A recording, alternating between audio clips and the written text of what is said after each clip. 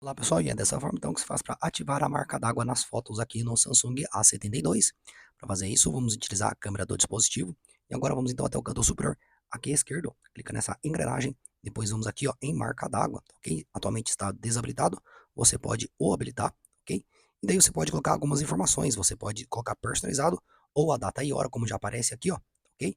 Ou você pode remover o personalizado, deixar somente a hora, você pode alterar também aí a fonte, só tem essas três fontes disponíveis, e também o alinhamento, ó, se você quer no cantinho aqui, na região central ou no outro canto, ó. Então, vou deixar aqui na ponta aqui, ó, e vou deixar somente aqui a data e hora. E quando você tirar uma foto, pessoal, ele vai, aí no caso, ó, deixa eu retornar aqui, quando você tirar uma foto, ele vai fazer a marcação dela. Então, tirei uma foto, e aqui na foto, ó, está aqui, né, deixa eu aqui ó, aparecer, ó, já apareceu aqui a data aqui como marca d'água.